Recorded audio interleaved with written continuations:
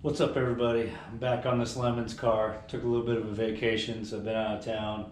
And when I got back, it's just been kind of hard to get motivated to come out here. I don't know if it's because of the time off that I took or because this is a 6-cylinder and I'm not, used to working on 6-cylinders. But the fact of the matter is that once I get this thing done, it's going to be transformed into a race car, and we're going to be racing this thing 24 hours of Lemons. So I need to get the engine out, and I need to replace all the timing components on it. I've already got all the parts in.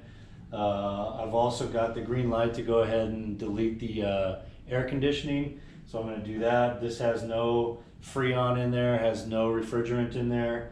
There's no pressures on it, so if you're going to do something like this, you've got to make sure that there's no pressure on it, because that stuff sits at 70 psi, and it's illegal to vent that stuff off to the atmosphere. So I am going to take this AC out, and then to get the engine out, I like to do as much as I can from the top, and then I'll jack it up and go from the bottom, disconnect the trans from the engine, or maybe the bell housing from the transmission, because this does have a T5 in it, so the bell housing can separate from the transmission, and I'm going to pull it out from the top. It should be pretty easy. There's lots of space on here to get this out, but this radiator and the condenser is going to come out. I was looking at the schematic of the belt, and by eliminating the AC, I should be able to short belt that thing, maybe free up some horsepower. It's going to do some weight reduction, get that stuff out of there. Probably about 50 pounds off the nose, which is going to be good, and some parasitic loss is going to, hopefully free up some parasitic loss and get some horsepower out of this thing. Okay, so one of the first things I'm going to do is get this airbox out of the way, just to kind of free up some space in here. You're going to want to disconnect the mass airflow sensor first, and then there's only one bolt holding this thing on here. Go ahead and take that off.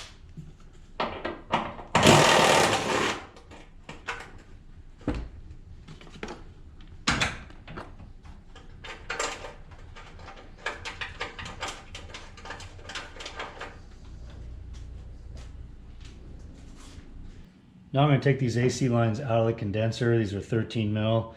If you're not sure if there's any pressure on this thing, you've got to be careful when you loosen this thing up. You don't want any of the refrigerant coming out and getting all over the place.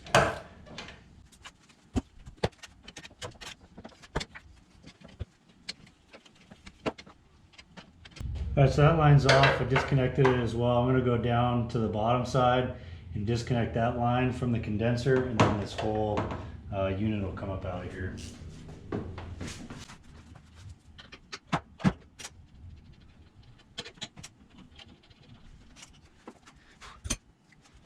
And now the radiator and the condenser should lift out of here.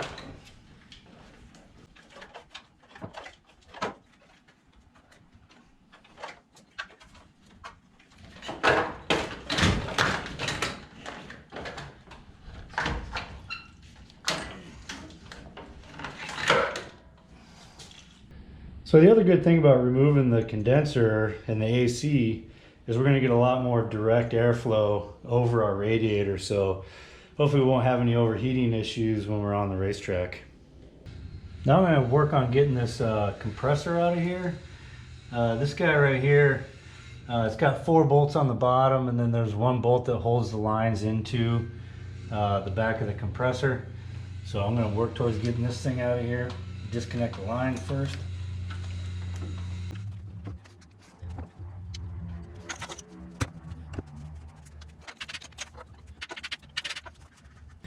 All right, I got 1 more bolt, and this compressor should come right out of here.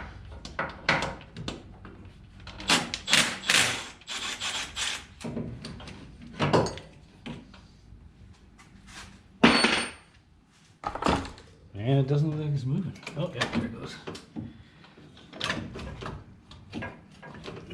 Stud.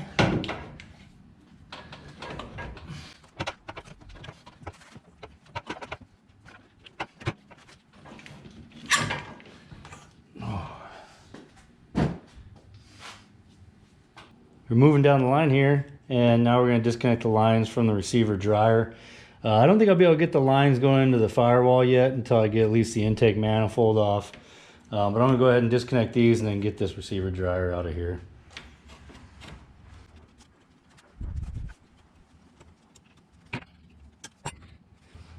So one of the best tools that I've used for AC lines and for fuel lines is this cheap kit that I got, I don't know, from AutoZone or something like that. I got it a while ago, and I'll tell you, I've used other ones, and they just don't seem to work as good as this old set does. They got different sizes of them, and the way it works is you basically just clip it around there, and you're going to push that spring in and get it off of its seat, and then that line will come off of there.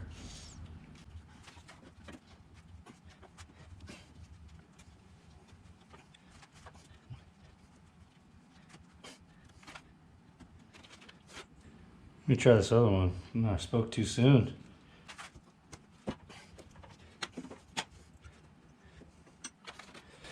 Alright, this one's being a little bit of a pain here. I'm going to squirt it with some PB Blaster, see if we maybe loosen something up inside there. And now we can get this AC line out of the way. Now I'm going to go ahead and pop off this receiver dryer. Just a couple of 8mm bolts on here.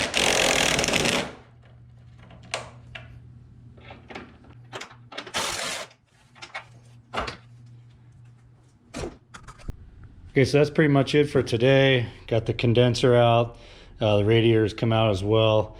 The compressor's out, some of the lines are out, the receiver dryer's out. This is gonna allow a lot more air to come in. It's gonna reduce some weight, hopefully reduce some parasitic drag on the engine, free up some horsepower, make the car a little bit lighter, one step closer to getting this engine out.